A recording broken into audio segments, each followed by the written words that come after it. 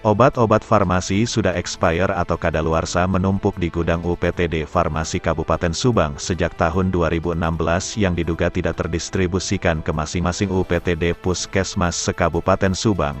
Dibenarkan Kepala Dinas Kesehatan Subang Dr. Maksi pada saat melakukan pengecekan di gudang farmasi tersebut pada hari Jumat, tanggal 10 Juni tahun 2022. Maksi menyatakan sesuai catatan di UPTD Farmasi obat-obat ini benar kadaluarsa sejak tahun 2016.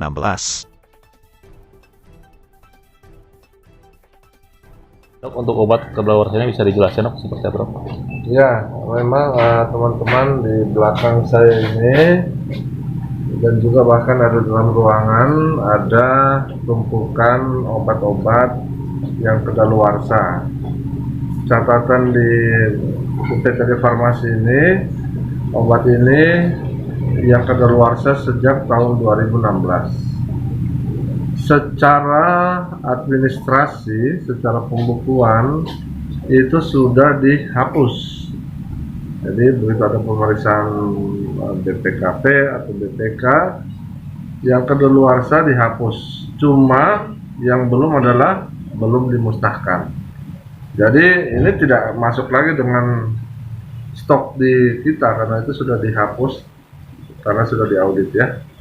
Yang belum adalah tinggal pemusnahan. Nah, dari mana saja sumber-sumber atau jenisnya? Ini ada yang obat, bentuknya tablet, ada juga yang sirup, mungkin agak berat-berat. Termasuk juga ada beberapa sebagian kecil vaksinasi rutin ya kayak polio, campak yang memang tidak terserap dan memang expired, dan termasuk juga ada beberapa BMHP yang terkait dengan COVID, misalnya ada namanya VTM, viral transfer media. Jadi yang kalau kita di swab terus hasilnya dimasukkan ke dalam botol itu namanya VTM. Nah itu memang kita nerima sudah waktunya mau expire, jadi ya tidak bisa dipakai lagi. Kendalanya apa dok bisa expire dan menumpuk lama ini? Nah gini, kalau dia expire, sumbernya kenapa expire? Pertama, kita kan menerima obat ini dari bantuan provinsi. Ya, ini tidak ada yang dari APBD kita. Nah, yang dari provinsi ini ya kita kadang-kadang menerima ya tidak lama sudah expire. Jadi ya kita tidak distribusikan kalau sudah expire, kan berbahaya buat teman-teman kita di puskesmas. Ya, kemudian ada peraturan mempercepat expire dari Kementerian Kesehatan, dari Badan POM, yang tadinya usia obat itu 5 tahun dari tanggal produksi dikurangi menjadi 2 tahun. Jadi kan ya udah kebayang aja tuh, yang itu pasti kena dampaknya. Sehingga itulah yang menyebabkan kenapa jadi expire. Tahun-tahun kemarin sudah diusulkan, tapi selalu dicoret karena memang bukan prioritas ya. Karena kita kan dulu refocusing anggaran itu untuk penggunaan di kepentingan COVID yang lebih mendesak. Nah tahun ini ada anggaran sekitar 191 juta. Kalau saya hitung-hitung dengan harga pemusnahan sekitar 16.500 per kilo, berarti ini bisa mengakomodir sekitar 11.600 kilo atau 11,6 ton. Nah saya juga belum tahu pasti nih berapa ton yang ada. Ya yang jelas pada saat kita ditimbang sesuai dengan anggaran yang ada itu kita musnahkan.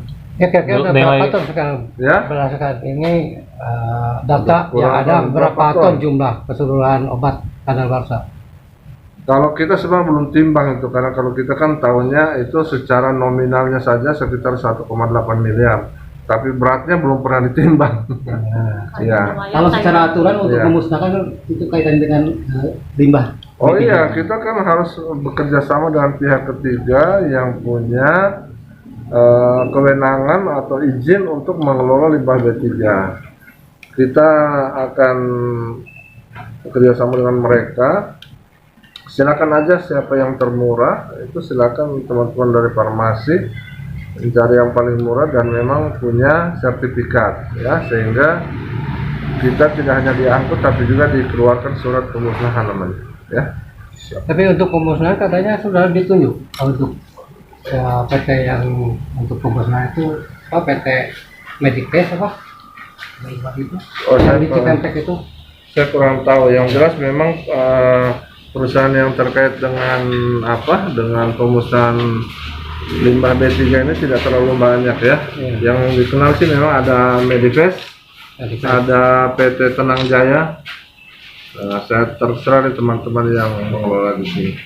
Jadi yang jelas itu ya yang punya kewenangan atau yang sudah dapat ininya, sertifikatnya itu Medivest.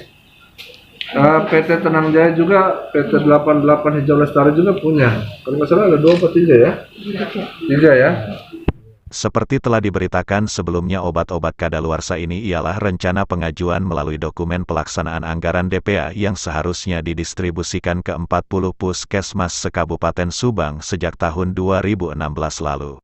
Atas kejadian ini, sehingga dapat diprediksi negara, dalam hal ini pemerintahan daerah melalui Dinas Kesehatan Subang, mengalami kerugian anggaran mencapai 1 miliar lebih. Dari Subang, Jawa Barat, Hendra Galang, Jajat Perak TV melaporkan.